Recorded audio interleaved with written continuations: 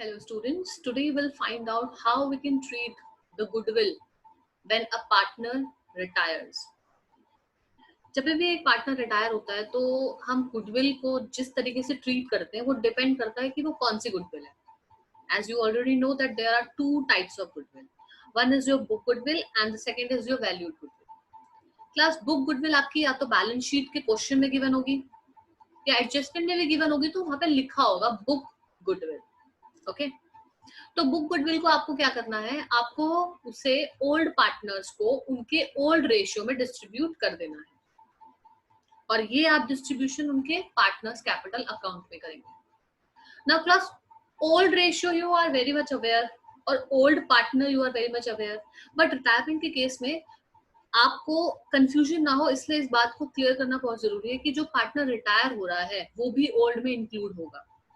ठीक है, ओल्ड का मतलब है कि पहले 3 पार्टनर्स थे, वो ओल्ड थे और जब रिटायर हुआ तो 2 पार्टनर बच गए तो वो न्यू हो गए. तो ओल्ड पार्टनर में रिटायरमेंट वाला भी इंक्लूड होता है. ठीक है, तो जो रिटायर हो रहा है उसको भी इंक्लूड करके ओल्ड रेशियो में ओल्ड पार्टनर कंसिडर करके आप डिस्ट्रीब्यूट कर देंगे. नेक्स्ट होता है आपका valued goodwill. Now class, valued goodwill क्या होती है? वैल्यू गुडविल वो होती है जब आपका पार्टनर रिटायर हो रहा है, उसके रिटायरमेंट के टाइम पर आप अपनी पार्टनरशिप फर्म को रिकंस्टिट्यूट कर रहे हो और उस रिकंस्टिट्यूशन में जब आप गुडविल कैलकुलेट कर रहे हो, वैल्यू निकाल रहे हो उसकी कि क्या होगी, ठीक है, तो उसको हम कहते हैं वैल्यूड गुडविल. जरूरी नहीं है कि आपने जब बिजनेस की स्टार्टिंग में जब आपने बैलेंस शीट बनाई थी और जो गुडविल थी उस टाइम पे, जब रिटायर हो रहा है पार्टनर उस टाइम पर भी वही गुडविल हो. क्या पता आपकी गुडविल बढ़ गई हो या आपकी गुडविल कम हो गई हो. तो सबसे पहले तो आप कैलकुलेट कर लेंगे कि क्या आपकी गुडविल आ रही है उस टाइम पर और उस गुडविल में से जो रिटायर पार्टनर है उसका शेयर निकालेंगे. ठीक है, लेट्स से अगर 1 लाख रुपए गुडविल आई है और 1 लाख में से 40,000 जो गुडविल का शेयर है वो रिटायर पार्टनर का है, तो 40,000 रुपए का उसका शेयर का अमाउंट आपको उसको पे करना पड़ेगा as a compensation. Now class, what do you mean by compensation? Compensation मतलब कि जब एक पार्टनर रिटायर हो रहा है तो वो जा रहा है, तो उसके जाने से आपका प्रॉफिट अब बढ़ेगा. जहां आप 3 में बांट रहे थे अब आप 2 में बांटोगे तो डेफिनेटली आपको प्रॉफिट ज्यादा मिलेगा. तो क्योंकि वो आपको प्रॉफिट आपका बढ़ा के जा रहा है तो आपको उसे कॉम्पनसेट करना पड़ेगा. जैसे हम एडमिशन के टाइम पे करते थे कि जब एक पार्टनर नया आता था तो आपका प्रॉफिट का हिस्सा कम हो जाता था, है ना. आपका प्रॉफिट का हिस्सा कम हो जाता था तो आपको कहीं ना कहीं लॉस था उसके आने से, क्योंकि आपको अपना प्रॉफिट का हिस्सा अब उसके साथ शेयर करना पड़ेगा.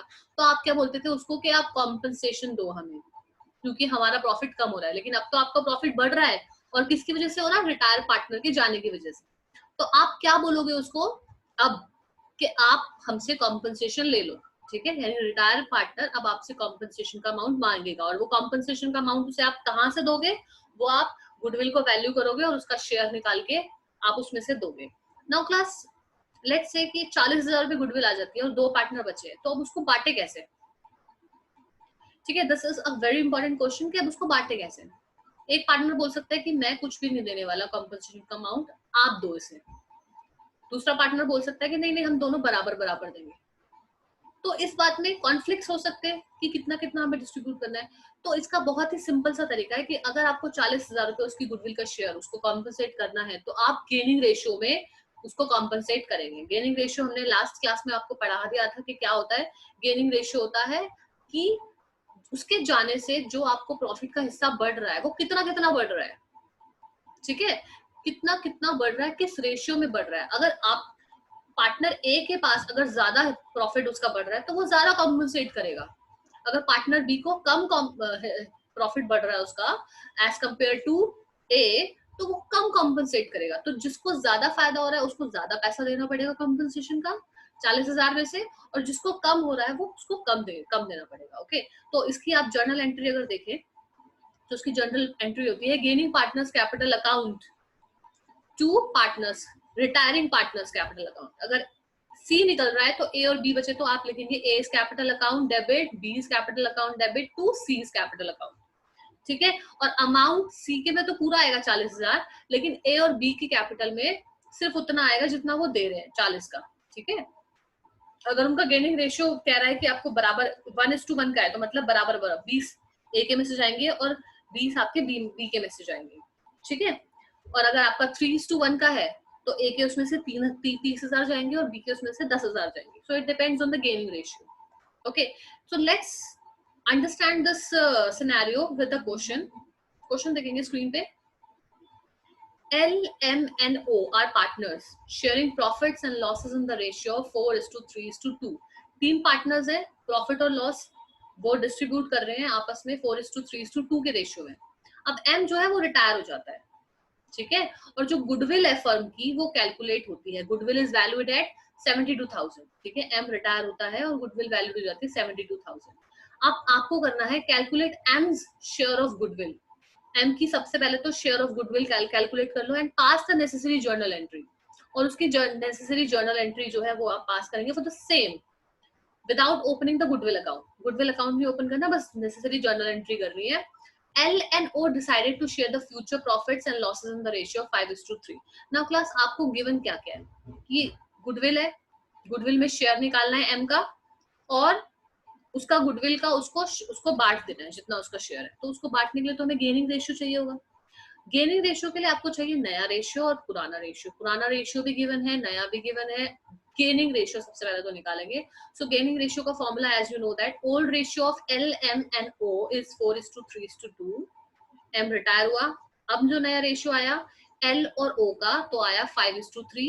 गेनिंग रेशियो का फॉर्मूला आपको पता है, new ratio minus old ratio, ठीक है। ये फॉर्मूला अप्लाई करके निकालेंगे। एल के शेयर के अकॉर्डिंगली न्यू रेशियो उसका है 5/8 माइनस ओल्ड रेशियो है 4/9। तो माइनस करने के बाद आपका एल का जो शेयर आ गया वो 13/72 आ गया। ओके, ओ का शेयर आ गया, न्यू शेयर है उसका 3/8, ओल्ड है 2/9, माइनस किया तो आ गया 11/72। तो gaining ratio will become 13:11। This is your gaining ratio. Now as you know the gaining ratio, अब गुडविल हम इस गेनिंग रेशियो में डिस्ट्रीब्यूट करेंगे।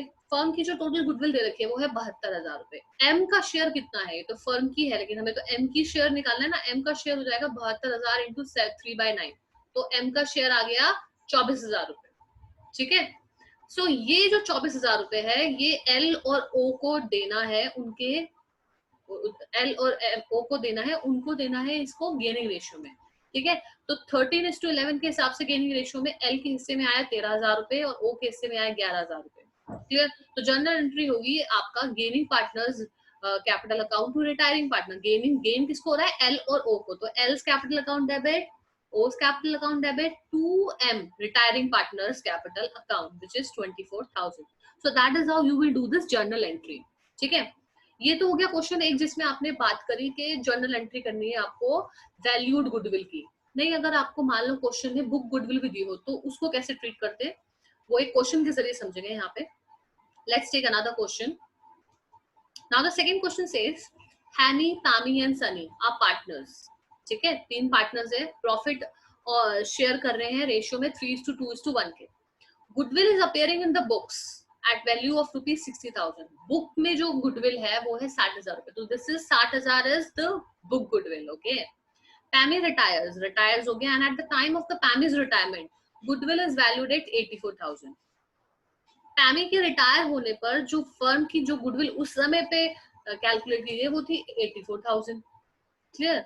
हैनिंग और Sunny decided to share profits, future profits in the ratio of 2:1। नया ratio जो उनका आया रिटायरमेंट के बाद वो आया 2:1 का बिटवीन हैनी एंड सनी। तो आपको इसकी जर्नल एंट्री करनी है। सबसे पहले तो जर्नल एंट्री में आने से पहले आप जो आपकी बुक गुडविल है वो आप दिखा दो, ठीक है। बुक गुडविल को आप डिस्ट्रीब्यूट कर दो। अगर आप पूरे अकाउंट बनाओगे तो कैपिटल अकाउंट में एंट्री होगी इसकी, पार्टनर्स कैपिटल अकाउंट में। जर्नल एंट्री कुछ इस तरीके से होगी, Haney's capital account, Pammy's capital account, Sunny's capital account to goodwill account, ठीक है। 60,000 गुडविल थी और रेशियो था 3:2:1। तो 3:2:1 के साथ हिसाब से इसके अकाउंट में आ गया 30,000 रुपए, पैमी के अकाउंट में आ गया 20,000 रुपए, सनी के अकाउंट में आ गया 10,000 रुपए। टोटल गुडविल 60,000 आपने डिस्ट्रीब्यूट कर दी तीनों पार्टनर जो कि ओल्ड पार्टनर है, ठीक है। अब बात करते हैं वैल्यूड गुडविल की। वैल्यूड गुडविल के लिए सबसे पहले तो आपको क्या निकालना पड़ेगा, गेनिंग रेशियो निकालना पड़ेगा। तो गेनिंग रेशियो निकालेंगे, new ratio minus old ratio. हैनी का जो गेन हुआ है वो हुआ है 1/6, सनी का जो गेन हुआ है वो है 1/6। तो गेनिंग रेशियो आ गया 1:1, यानी बराबर बराबर उनको कॉम्पनसेट करना है, कितना अमाउंट कॉम्पेंसेट करना है वो टोटल गुडविल में से निकालेंगे। तो पैमी का जो शेयर है गुडविल का वो हम निकालेंगे 84,000 में से 2/6, क्योंकि 2/6 उसका शेयर है, तो 2/6 के हिसाब से आ गया 28,000। ये 28,000 आपको क्या करना है, गेनिंग रेशियो में जो आपके रिमेनिंग पार्टनर्स हैं उनसे ले लेना है, ठीक है। तो इसकी सिंपली जो यहाँ पर आपकी जर्नल एंट्री होगी, it will be like this, remaining partners या gaining partners capital account to retiring partner capital account. Gaining partner कौन कौन है, हैनी और सनी, उनके कैपिटल अकाउंट को डेबिट किया 14,000 से, और पैमी की कैपिटल में चला गया टोटल 28,000। ओके क्लास, यहाँ पे एक चीज और ध्यान देनी है कि वैल्यूड गुडविल जो हम करते हैं जर्नल एंट्री, उसकी होती है gaining partners capital account to retiring partner capital account. अब नाउ क्लास, कई बार ऐसा भी होता है कि 3 पार्टनर्स में से एक पार्टनर रिटायर हो गया और 2 बचे, दोनों में से सिर्फ एक को ही सारा गेन हो रहा है, क्योंकि जाने वाला पार्टनर बोल के गया है कि मेरा जो शेयर है वो सिर्फ मैं बी को दूंगा, ए को नहीं दूंगा, ठीक है। तो ये केस भी हो सकता है, अगर बी को ही मिलेगा सिर्फ, तो सारा का सारा कॉम्पनसेशन बी को देना पड़ेगा। तो उस केस में 28,000 के पूरे अमाउंट बी को देने पड़ते हैं, ठीक है, अगर ए को कोई प्रॉफिट नहीं होता। तो हमेशा जिसको गेन हो रहा होता है उसको ही हम कॉम्पनसेशन उससे मांगते हैं। Okay, so with this we come to an end of calculation of